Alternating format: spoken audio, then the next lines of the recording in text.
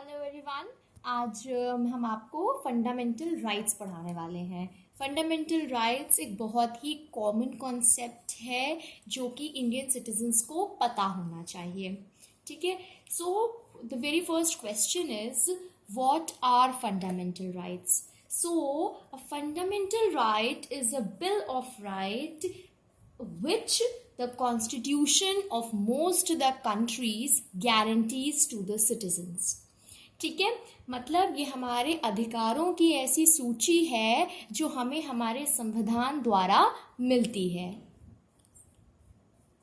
ये ऐसे राइट्स होते हैं जो हमें सरकार के डिक्टेटरशिप एक्शन से बचाते हैं, आर्बिट्रेरी एक्शन से बचाते हैं।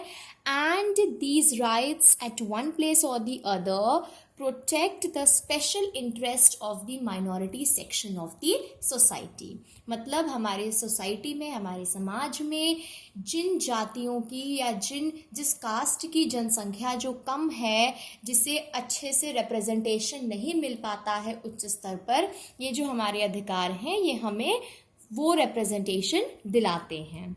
तो सबसे पहले इंडियन कॉन्स्टिट्यूशन की बात की जाए तो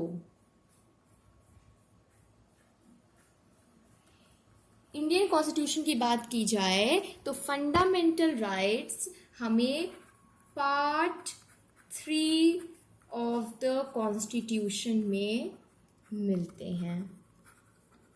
मतलब ये जो हमारे अधिकार हैं ये संविधान के पार्ट 3 में निहित हैं। ठीक है, सबसे पहले जो मेन चीज़ होती है हमारे फंडामेंटल राइट्स के बारे में वो ये है कि हमें कितने फंडामेंटल राइट्स मिले हैं। तो हमें 6 फंडामेंटल राइट्स मिले हैं। कितने फंडामेंटल राइट्स हैं? 6 फंडामेंटल राइट्स। ये जो 6 फंडामेंटल राइट्स हैं इसमें सबसे पहला राइट है हमारा द राइट ऑफ इक्वालिटी। और ये कितने से कितने आर्टिकल के बीच में मिला है हमें? From article 14 to 18। अभी हम आपको वही भी बताएंगे कि कौन कौन से आर्टिकल में हमें कौन कौन सी इक्वालिटी मिलती है। सबसे पहले एक समरी, एज अ समरी हम आपको बता रहे हैं, एक ओवरव्यू दे रहे हैं चीज़ों का। ठीक है, सेकंड हमारा जो राइट है वो है the right of freedom. Right of freedom हमारा आर्टिकल 19 से 22 तक है। ठीक है, राइट ऑफ फ्रीडम के अंडर भी हमारे 6 राइट्स आते हैं। कौन कौन से? Freedom of speech and expression, freedom of assembly, freedom to form association, freedom of movement, freedom to reside and settle, freedom of profession, occupation, trade और बिजनेस। ये सारे के सारे जो हमें राइट ऑफ फ्रीडम मिले हैं ये हमको लिमिटेशंस के साथ फॉलो करने होते हैं। जैसे हमें the freedom of speech and expression मिला है, सो हमारी स्पीच और हमारा एक्सप्रेशन इस तरीके का नहीं होना चाहिए कि उसमें किसी भी प्रकार का वॉयलेंस हो। हमारी फ्रीडम ऑफ असेंबली हमें मिला है, वो विदाउट आर्मामेंट्स होना चाहिए, peaceful without armaments. Freedom to form association, हम कोई भी एसोसिएशन, कोई भी ऑर्गेनाइजेशन फॉर्म कर सकते हैं बिना रूल को तोड़े, without breaking any kind of law. Freedom of movement मिला है, फ्रीडम ऑफ मूवमेंट भी if restricted by the government for a particular time that must be followed. Then we have that if we get the freedom to reside and settle in any part of India, this it also has restrictions that for the maintenance of internal security, national security, this freedom can also be curtailed. In the freedom of profession, occupation, trade or business, it should not involve any kind of trafficking, smuggling, and it should not violate any law of the state. So all these 6 right of freedom we get under limitations. Now अब हमारा third fundamental right आता है. Third fundamental right है हमारा the right against exploitation.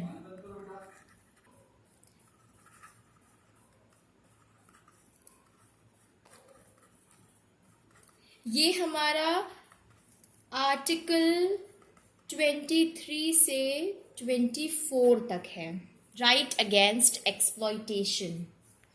Then we have the right to freedom of religion. ये हमारा article 25 से 28 तक है. राइट अगेंस्ट एक्सप्लॉइटेशन जो है ये ह्यूमंस को ट्रैफिकिंग और फोर्स्ड लेबर से प्रोटेक्ट करता है. चिल्ड्रंस को ये एम्प्लॉयमेंट से प्रोहिबिट करता है कि जो 14 ईयर्स के अंडर तक के बच्चे हैं उन्हें कहीं भी किसी प्रकार का एम्प्लॉयमेंट नहीं दिया जाएगा. Cause from 6 to 14 it is considered कि वो बच्चों की एजुकेशन एज होती है, उसमें बच्चे पढ़ाई करते हैं सिर्फ. और right to freedom of religion में जो हमें दिया गया है, we have got the right to practise, to profess, to propagate the religion of our own choice. There is no state religion. We can practice, we can profess, we can propagate, we can worship the religion of our own choice. Then in fifth right, we have got the cultural and educational right.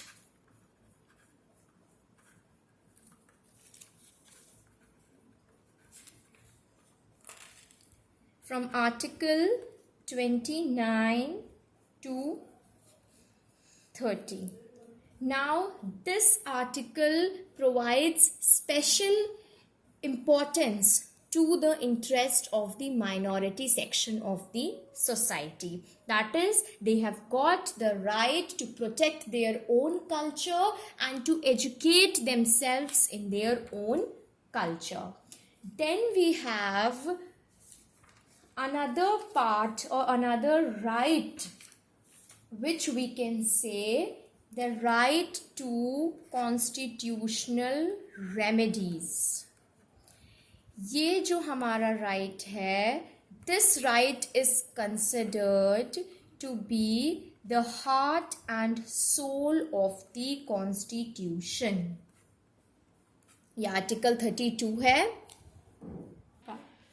ये एक ऐसा right है जिसके बिना हम अपना कोई भी राइट जो है उसको इंजॉय नहीं कर सकते हैं. So under this right a person has got the freedom to protect his fundamental rights.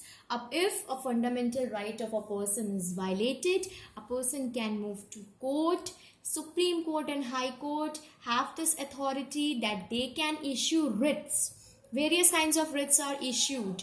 इसकी भी मैं एक अलग वीडियो बनाकर आपको बताऊंगी कि कितनी तरीके की रिट्स होती हैं, रिट्स का क्या क्या मीनिंग होता है. इसकी एक अलग वीडियो बनेगी, इसकी एक अलग वीडियो में आपको. देन ये बहुत इंपॉर्टेंट क्वेश्चन है.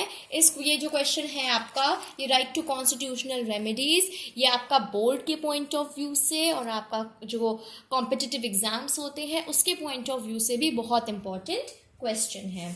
अब आप सोचेंगे कि मैंने यहाँ पे आर्टिकल 29 to 30 बताया था एंड डायरेक्टली यहाँ पे आर्टिकल 32 बताया.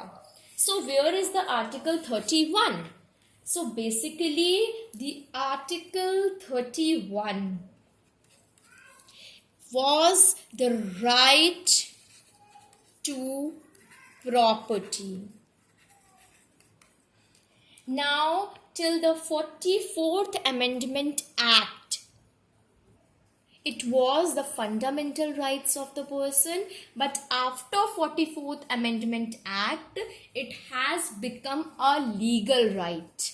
Legal right मतलब if we want to get the property, it is not illegal. लेकिन ये हमारा fundamental right नहीं है, ये हमारा legal right है. That is, right to property not a fundamental right, it is a legal right. किस amendment के बाद ये हुआ था? 44th Amendment Act. And after 44th Amendment Act, it is considered as a legal right under Article 300A.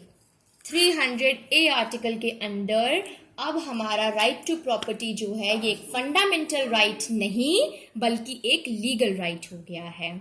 Okay, so it was all from my side. I have given you an overview of all the 6 fundamental rights that the citizens of India get, and I'll make another video which will be the part 2 video of this, in which I'll explain in detail each and every article, that is from Article 14 to Article 32.